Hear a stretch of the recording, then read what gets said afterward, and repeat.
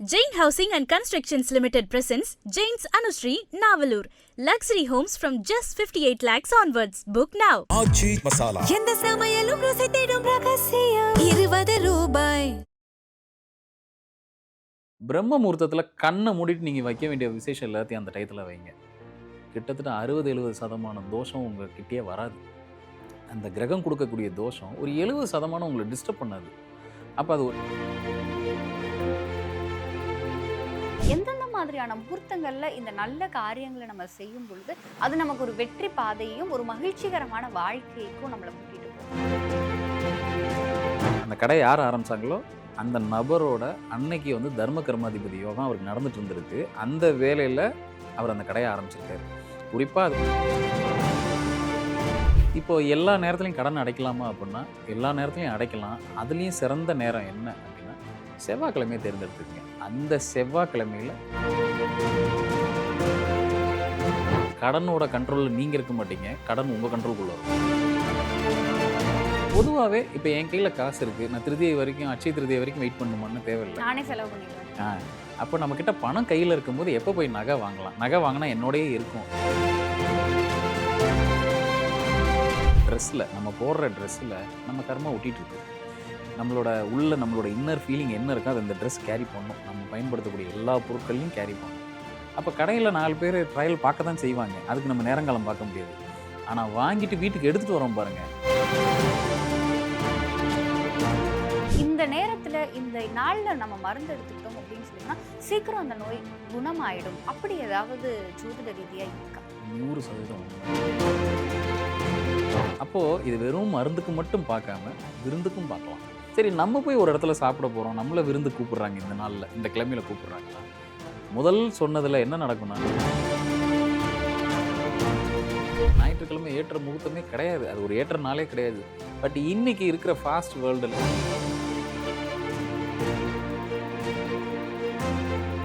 IBC பக்தி நேயர்கள் அனைவருக்கும் அன்பு வணக்கம். இன்னைக்கு நம்ம கூட ஜோதிடம் மற்றும் ஆன்மீகம் சார்ந்த பல தகவல்களை பகிர்ந்து கொள்வதற்காக பிரசன்ன ஜோதிடர் எண்கணித நிபுணர் டாக்டர் மகாஸ்ராஜா சார் நம்ம கூட இணைந்திருக்கிறார்கள். சார் வணக்கம்.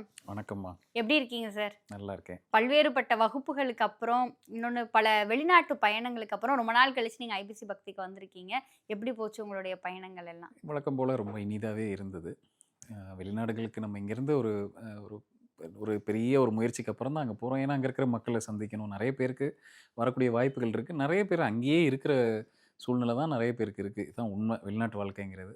அப்போ நம்ம அவங்கள தேடி போகும்போது இந்த வகுப்புகள் கொடுக்குறதுக்கும் சரி, அவங்கள நேரடியாக போய் சந்திக்கிறதுக்கும் உண்மையிலே எனக்கும் ஒரு புது அனுபவமாக இருந்தது. அவங்களுக்கும் அது ரொம்ப பயனுள்ளதாக இருந்திருக்கும்னு நான் நம்புகிறேன். கண்டிப்பாக சார். சார், இந்த நேர்காணலில் உங்ககிட்ட வந்து நாங்கள் சுப முகூர்த்தம் அப்படிங்கிறது குறித்து நிறைய விஷயங்கள் வந்து கேட்டு தெரிஞ்சுக்கணும் அப்படின்னு சொல்லி காத்திருக்கோம் சார். பொதுவாக இப்போ நம்ம கேலண்டரில் எடுக்கிறோம் அப்படின்னு சொன்னால் எல்லா தேதிகள்லையும் சுப முகூர்த்தம் கிடையாது. ஒரு குறிப்பிட்ட தேதிகளில் மட்டும்தான் இந்த நேரத்தில் வந்து சுப முகூர்த்த நாள், இது சுப முகூர்த்த நேரம் அப்படின்னு சொல்லி குறித்து கொடுத்துருக்காங்க. ஏன் இந்த ஒரு குறிப்பிட்ட நேரத்தை மட்டும் ஒரு சிறப்பான நேரமாக தேர்ந்தெடுக்கிறாங்க? இதுக்கு பின்னாடி இருக்கிற காரணம் என்ன? இப்போது நமக்கு வந்து நம்மளை கிரகங்கள் தான் இயக்குறாங்க, அதெல்லாம் உண்மைதான். அப்படி இயக்கும்போது நமக்கு பிரச்சனையை மட்டும் கிரகங்கள் கொடுக்கறதில்ல, சில நேரம் அது ஒரு ரிலாக்ஸ் டைமும் சேர்ந்து கொடுக்குது. அப்படின்னா என்ன, நான் என்னோடய வேலையை ஸ்டாப் பண்ணிக்கிறேன், இந்த நேரத்தில் இந்த ஆற்றை கடந்து அந்த பக்கம் போயிடுங்க சேஃபாக அப்படின்னு நமக்கு ஒரு விதிவிலக்கு. இப்போது ஜோன் நல்லா மழை பெய்யுது, நடுவில் கொஞ்சம் நேரம் வெறிச்சதுன்னா நம்ம என்ன பண்ணுவோம்? நம்மளோட வேலைகளை நம்ம சாதிச்சுப்போம் இல்லையா? அதே மாதிரி இந்த பஞ்ச அங்கங்கத்தில் நமக்கு திதி, யோகம், கரணம், நட்சத்திரம், நாள் இதெல்லாம் ஒரு சேர ஒரு நேர்கோட்டில் செயல்படுறது தான் சுபமுகூர்த்தம். அப்போ அந்த நேரத்தில் என்ன பண்ணுன்னா, கிரகங்கள் தான் செஞ்சிட்ருக்க வேலையை நமக்காக கொஞ்சம் ரிலாக்ஸ் பண்ணி கொடுக்கும். அந்த நேரத்தில் நம்ம செய்ய வேண்டிய வேலையை இல்லை ஏதாவது ஒரு வேலையை தொடங்குகிறோம், ஒரு காரியத்தை தொடங்குறோம்னா அந்த நேரத்தில் தொடங்கி சக்ஸஸை பார்த்துடலாம். அப்போ கிரகங்கள் கொஞ்சம் நமக்காக வழிவிட்டு நிற்கிற நேரம் தான் சுபமுகூர்த்தம். சார், பொதுவாக எத்தனை முகூர்த்தங்கள் இருக்குது சார்? எண்ணற்ற முகூர்த்தங்கள் இருக்குது. எல்லாத்துக்கும் முகூர்த்தம் பார்க்கலாமான்னா எல்லாத்துக்கும் பார்க்கலாம். குறிப்பாக நமக்கு எல்லாருக்கும் தெரிஞ்சது காலையில் நம்ம பிரம்ம முகூர்த்தம்னு ஒரு நேரம் இருக்குது. அந்த நேரத்தில் எந்திரிக்கிறது ரொம்ப சிறப்பு. அப்படி இப்படி அப்படின்லாம் நிறைய பார்க்குறோம். உண்மைதான். அது எப்படி அப்படின்னா, அந்த சுப முகூர்த்தம், அதாவது காலையில் அந்த பிரம்ம முகூர்த்தத்தில் எந்திரிச்சு நம்ம என்ன வேலை பார்த்தாலும் அது சக்ஸஸ்க்கு தான் கூட்டிகிட்டு போகும். அதனால தான் மேக்ஸிமம் நம்மளோட வீட்டில் நடக்கிற விசேஷங்களாகட்டும், ஒரு சுப விஷயங்களாகட்டும், ஒரு கோவிலுக்கு நடக்கிற கும்பாபிஷேகம் எல்லாமே பார்த்திங்கன்னா அந்த காலை வேளையில், அதுவும் அதிகாலை வேளையில் அந்த ஆகாய தத்துவம் நிறைஞ்சு இருக்கிற ஒரு நேரத்தில் பிரம்ம முகூர்த்தமாக நம்ம அந்த நேரத்தில் வைக்கிறோம். அங்கே என்ன நடக்குது அப்படின்னா, அந்த பிரம்ம முகூர்த்த வேலையில் கிரகங்கள்லாம் கொஞ்சம் தள்ளி நிற்கும், கொஞ்சம் வழிவிட்டு நிற்கும். நம்மளோட வேலையை நம்ம சாதிச்சுக்கிறதுக்கு எல்லாமே அங்கே நமக்கு எல்லாத்துக்கும் அல்டிமேட் யார்? இறைவன். அங்கே தலை வணங்கி நிற்கும். அந்த நேரத்தில் ஒரு வேலையை தொடங்கினோம்னா நீங்கள் எந்த வேலை வேணாலும் இருக்கட்டும், குறிப்பாக நம்மளோட நான் ஒரு மெடிடேஷன் பண்ணுறேன், நான் ஒரு தியான முறை பண்ணுறேன் அப்படின்னா அந்த பிரம்ம முகூர்த்தத்தில் பண்ணுறது ரொம்ப சிறப்பு. இன்னொன்று, எனக்கு முகூர்த்தம் குறிக்க தெரியல, நான் வந்து எனக்கு அதில் பெரிய எக்ஸ்பர்டைஸ் இல்லை, இல்லை யாரையும் என்னால் போய் பார்க்க முடியல அப்படின்னு நினைக்கிறவங்க கூட பிரம்ம முகூர்த்தத்தில் கண்ணை மூடிட்டு நீங்கள் வைக்க வேண்டிய விசேஷம் எல்லாத்தையும் அந்த டயத்தில் வைங்க. கிட்டத்தட்ட 60-70% தோஷம் உங்கள் கிட்டேயே வராது. அந்த கிரகம் கொடுக்கக்கூடிய தோஷம் ஒரு 70% உங்களை டிஸ்டர்ப் பண்ணாது. அப்போ அது ஒரு சேஃப் டைம், நம்ம ஒரு சேஃப் லிமிட்லேயே நிற்கலாம். அதுக்கு தான் அந்த நேரத்தை குறிக்கிறது. அந்த மாதிரி சில நேரங்கள் நாட்களில் அந்த ஒரு நாள் பொழுதுல சில நேரங்கள் அப்படி கிரகம் நமக்காக வழிவிட்டு நிற்கும். கண்டிப்பா அந்த டயத்தை பயன்படுத்திக்கலாம். நிச்சயமா சார். ஸோ பொதுவாக இப்போ நம்மளை பொறுத்தவரையும் வந்து நம்ம மக்கள் வந்து அதிகப்படியாக வந்து அந்த முகூர்த்தம் பார்க்குறது எதுக்குன்னா, ஒரு திருமணமா, காது குத்தா, சாந்தி முகூர்த்தமா, வீடு கிரகப்பிரவேசமா, ஒரு கார் வாங்குறோமா, இது எல்லாத்துக்கும் தான் நம்ம வந்து முகூர்த்தம் பார்க்குறோம். எந்தெந்த மாதிரியான முகூர்த்தங்கள்ல இந்த நல்ல காரியங்களை நம்ம செய்யும் பொழுது அது நமக்கு ஒரு வெற்றி பாதையையும் ஒரு மகிழ்ச்சிகரமான வாழ்க்கைக்கும் நம்மளை கூட்டிட்டு போகும். இப்போ நம்ம ஜாதகத்தில் எல்லாமே நல்லா இருக்குது, நிறைய யோகங்கள் இருக்குது, நேரமும் நல்லா இருக்குது, நல்ல தசாபுத்தி நடக்குது. ஆனால் ஆரம்பிக்கிற சில விஷயங்கள் நல்ல சக்ஸஸை கொடுத்துருது. சில பேருக்கு ஜாதகம் நல்லா இருந்தாலும் நேரம் நல்லா இருந்தாலும் ஆரம்பிக்கிற சில விஷயங்கள் அவ்வளோ நீண்ட நாட்களுக்கு போகாது, பாதியில் நின்றோம். இதில் ஒரு கேள்விக்குறி வரும். அதுக்கு என்ன காரணம்னா, ஆரம்பிக்கிற நேரம் ரொம்ப முக்கியம். இப்போ பாருங்கள், ஒருத்தருக்கு தொழில் பண்ணக்கூடிய யோகம் நல்லா இருக்கலாம், அவரோட ஜாதகமே வந்து அவ்வளோ அற்புதமாக இருக்கலாம், எல்லாம் சரி. ஆனால் எல்லாரும் ஆரம்பிக்கிற தொழில் ஒரு 100 வருஷம் தாண்டி போகுதா? ஒரு தலைமுறை செஞ்சு அதுக்கு அடுத்த தலைமுறை, அதுக்கு அடுத்த தலைமுறை அப்படி போகுதா அப்படின்னு பார்த்தா, நான் ஒரு காம்ப்ளெக்ஸுக்கு போயிருக்கேன் வாஸ்து பார்க்குறக்கு. ஒரு கடை ஆரம்பித்து அந்த காம்ப்ளெக்ஸில் கிட்டத்தட்ட வந்து ஒரு 10 வருஷத்துக்குள்ளேயே அது 4 கை மாறிடுச்சு. அந்த கடை வந்து 4 ஓனர் மாறிட்டாங்க அந்த தொழிலுக்கு. பக்கத்தில் ஒரு கடை, தட் இஸ் அவங்க வந்து அதில் ஒரு ஃபினான்ஸ் கம்பெனி மாதிரி வச்சு நடத்துகிறாங்க. ஒரு ஸ்மால் ஸ்கேலில் ஒரு ஃபினான்ஸ் கம்பெனி நடத்துகிறாங்க. கிட்டத்தட்ட 60-70 வருஷமாக அந்த கடை ஓடிக்கிட்டே இருக்குது. அப்படின்னா என்ன அப்படின்னா, அதை எந்த நாளில் ஆரம்பித்தாங்கன்னு அதில் மேலே எழுதி ஒட்டியிருக்காங்க. அந்த இதில் ஒரு போர்டு மாதிரி சின்ஸ் அப்படின்னு போட்டு ஆரம்பிக்கப்பட்ட நாள் என்னன்னு எடுத்து உட்காந்து பார்த்து அவங்க வீட்டில் இருக்க ஜாதகத்தை எல்லாத்தையும் வாங்கி பார்த்தா, அந்த வீட்டில் இருக்கக்கூடிய அந்த கடை யார் ஆரம்பித்தாங்களோ அந்த நபரோட அன்னைக்கு வந்து தர்ம கர்மாதிபதி யோகம் அவருக்கு நடந்துட்டு இருந்திருக்கு. அந்த வேலையில் அவர் அந்த கடையை ஆரம்பிச்சிருக்காரு. குறிப்பாக அது போய் ஒரு 9ஆம் இடத்துல நிற்கும் போது அந்த கடையை எக்ஸாக்டாக அந்த முகூர்த்தம் பார்த்து குறித்து ஆரம்பிச்சிருக்காரு. கிட்டத்தட்ட 60 வருஷத்தை தாண்டி போயிட்டுருக்கு அந்த கடை. இங்கே 10 வருஷத்துக்குள்ளே 4 ஓனர் மாறிடுச்சு. அங்கே எப்படியும் இது இப்போ 2ஆவது தலைமுறை நடத்திட்டு இருக்கு அந்த கடையை. அடுத்த தலைமுறை ரெடி ஆகிட்டு இருக்கு அந்த கடையை நடத்துறதுக்கு. அப்போது நம்ம நேரம் நல்லா இருந்தாலும் அந்த ஆரம்பிக்கிற நேரம் இருக்கு இல்லையா, அது ரொம்ப முக்கியம். அதுதான் நம்மள காலங்காலமாக நம்ம ஊர்லேயும் நிறைய கம்பெனி ஆரம்பிக்கிறாங்க, வர்றாங்க, போகிறாங்க. சில கம்பெனிஸ் தான் ஜென்ரேஷன் டு ஜென்ரேஷன் பாஸ் பண்ணி கொடுத்துட்டு போயிட்டே இருக்காங்க இல்லையா. சஸ்டைன் ஆகி நிற்கிறாங்க அவங்க அந்த மட்டும். ஆரம்பிக்கிற நேரம் ரொம்ப முக்கியம். ஸோ அப்படி நம்ம பார்த்து கொடுத்துட்டோம்னா, அப்படி பார்த்து செஞ்சிட்டோம் அப்படின்னா, மீதி அது நமக்கு வர வேண்டிய ஃபினான்சஸ், நமக்கு வர வேண்டிய ஃபண்ட்ஸ் எல்லாத்தையும் அது பார்த்து அடுத்து அந்த வண்டியை ஓட்டி கொண்டு போயிடும். ஸோ இதுக்கு ரொம்ப முக்கியம் முகூர்த்தம். கண்டிப்பா சார். சார் இப்போ பொதுவாக எல்லாரோட வாழ்க்கையிலையுமே வந்து இப்போ நீங்கள் சொன்ன மாதிரி நல்ல நேரம் நீங்கள் பார்த்து தொடங்கிட்டீங்கன்னா அதுக்கான ஃபினான்ஸ் எல்லாத்தையும் அந்த நேரமே உங்களுக்கு கொடுத்துரும் அப்படிங்கிற ஒரு விஷயம் சொன்னீங்க. நிறைய மக்களோட வாழ்க்கையில் பிரச்சனையாக இருக்கிறதே என் கையில் காசு நிற்கவே மாட்டேங்குது, பணப்பிரச்சனை, கடன் பிரச்சனை, இப்படி தான் நிறைய பேர் சொல்கிறாங்க. இப்போ எனக்கு வந்து ஒரு கடன் சுமை இருக்குது. இப்போ இதை பார்த்துட்டு இருக்க நிறைய பேருக்கு அவங்க வாழ்க்கையில் கடன் சுமை இருக்குது, பொருளாதார சிக்கல்கள் இருக்குது. அந்த சிக்கல்கள் ஒரே அடியாக குறையலனாலும் கொஞ்சம் கொஞ்சமாவது குறையணும் அப்படின்னு சொன்னால் அவங்க எந்த முகூர்த்தத்தில் என்ன விஷயம் செய்யணும்? முதல்ல பணம் சேர்றதை பார்ப்போம். அதில் முக்கியமாக பார்த்தோம் அப்படின்னா, நம்ம எல்லாருமே நினைக்கிறது நம்ம எந்த நேரத்தில் வேணாலும் பணம் வரும்போது வரட்டும், நம்ம செலவு பண்ணும்போது பண்ணிக்கலாம் அப்படின்னு நினைக்கிறோம். ஆனால் எல்லாத்துக்கும் ஒரு நேர காலகட்டம் இருக்குது.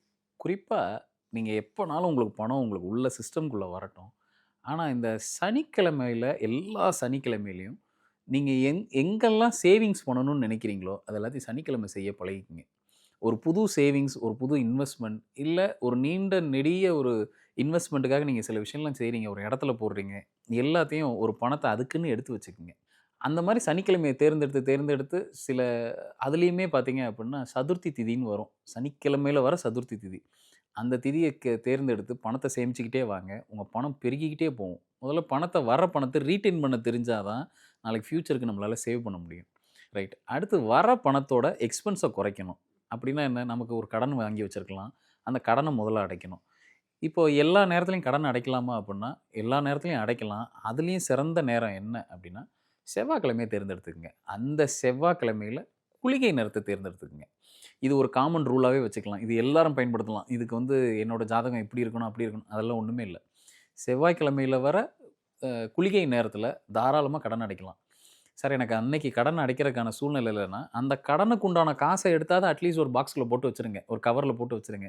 மாசத்துல ஒரு நாள் வரும்போது அந்த பணத்த போட்டு அந்த கடன அடைச்சுக்கிட்டே வாங்க.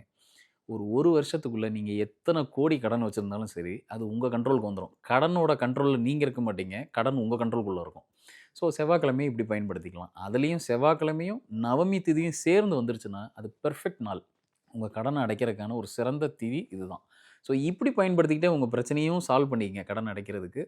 ப்ளஸ் உங்க பணமும் ஒரு பக்கம் பெருகிக்கிட்டே வரும். இன்னொன்னு கோல்டு எல்லாருமே வந்து இந்த திருதியை திதி இப்போ கூட அடுத்து ஒரு இப்போ நம்ம சித்திரை மாதம் வந்தோடனே இந்த அட்சய திருதியை அப்படின்னு வரும்.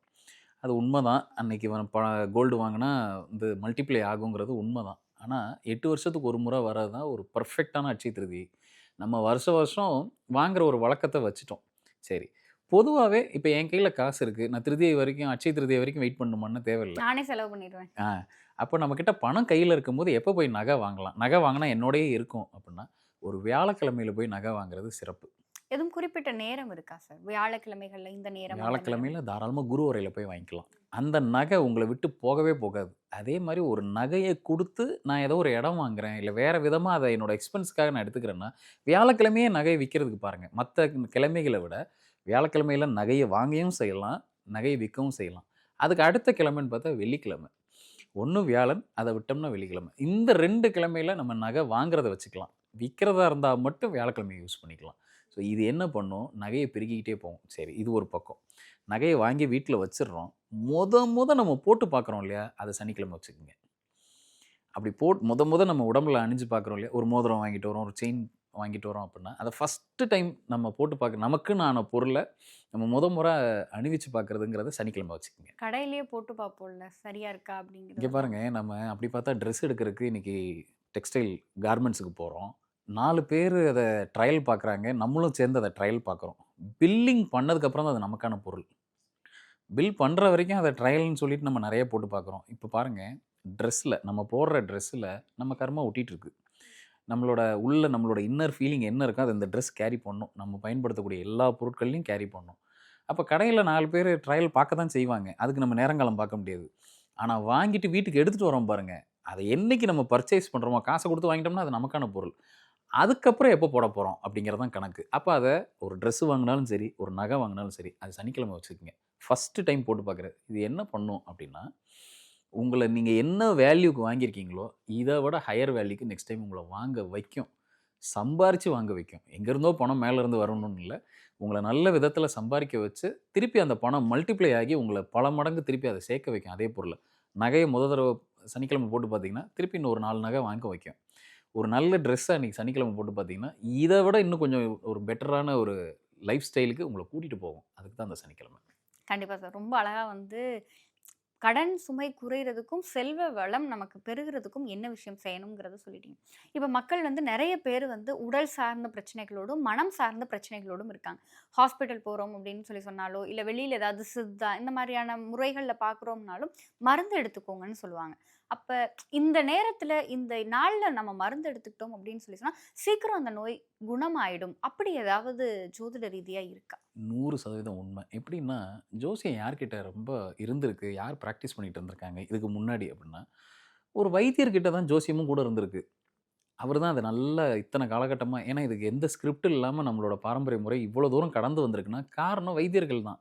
அந்த காலத்தில் இருந்த மருத்துவர்கள் தான். எப்படி பயன்படுத்தியிருக்காங்கன்னா, ஒரு சூரணம் இல்லை ஒரு மருந்து தயாரிச்சிடுறாங்கன்னா அதை எந்த வேலையில் கொடுக்கணும், எப்படி கொடுத்தா அந்த மருந்து குணமாகும், இல்லை அந்த மருந்து வேலை செய்யும், இதுக்கு ஒரு கணிதம் வேணும், அந்த ஜோதிட கணக்கு வேணும். அப்போ ஒரு மருந்தை எந்த திதியில் சாப்பிட்ணும், எந்த நேரத்தில் சாப்பிட்ணும், எப்போ சாப்பிட்டா அது குணமாகும். சரி, இப்படி வச்சுக்கிறோம். இது ஒரு பொதுவாக எல்லாருக்குமே பயன்படுற மாதிரி ஒரு 1-2 விஷயம் சொல்லுவோம். இப்போ எனக்கு இன்றைக்கி இருக்கிற ஒரு பெரிய பிரச்சனை என்னன்னா, எப்போ பார்த்தாலும் முடி கொட்டிக்கிட்டே இருக்குது சார், இருக்கிற ஸ்ட்ரெஸ்ஸு தாங்க முடியல, லைஃப் ஸ்டைல் காரணமாக இப்போ நிறைய பேருக்கு அந்த மாதிரியான ப்ராப்ளம்ஸ் இருக்குது. இப்போ எல்லாரும் நிறைய மருந்து எடுத்துக்கிறாங்க. ஒரு ஆயுர்வேதா எடுத்துக்கிறாங்க, நிறைய இங்கிலீஷ் மெடிசன்ஸ் இருக்குது, எல்லோரும் எடுத்துக்கிறாங்க. ஆனால் எல்லாருக்கும் அது பர்ஃபெக்டாக வேலை செய்தானா இல்லை. அப்போது எந்த நேரத்தை அதை தொட்டால் அது வேலை செய்யும் அப்படின்னா, இப்போ கௌரி பஞ்சாங்கம்னு ஒரு பஞ்சாங்கம் இருக்குது. அந்த பஞ்சாங்கத்தில் சில நல்ல நேரங்கள் இருக்கும். அமிர்த நேரம்னு இருக்கும், லாபம்னு இருக்கும், அது ஒரு 4 சுபம்னு இருக்கும். அந்த வேளையில் அந்த முடி கொட்டுறதுக்கான ட்ரீட்மெண்ட் இல்லை அந்த முடி கொட்டுறதுக்கான மருந்தை உட்கொண்டு பாருங்கள், எடுத்து பாருங்கள். நீங்கள் எடுக்கிற அந்த நேரம் அதில் கரெக்டாக அந்த கௌரி பஞ்சாங்கத்தில் கரெக்டாக அந்த பாசிபிளான டைம், அந்த பாசிட்டிவ் டைமில் எடுத்தீங்கன்னா அது சுபம்னு போட்டிருக்கும், சுப வேலைன்னு போட்டிருக்கும். அந்த மாதிரி ஒரு 4 முகூர்த்தம் இருக்குது அதில். அந்த டைமில் சாப்பிட்டு பாருங்கள். நீங்கள் எடுத்த மெடிசன் குயிக்காக கேட்கும்.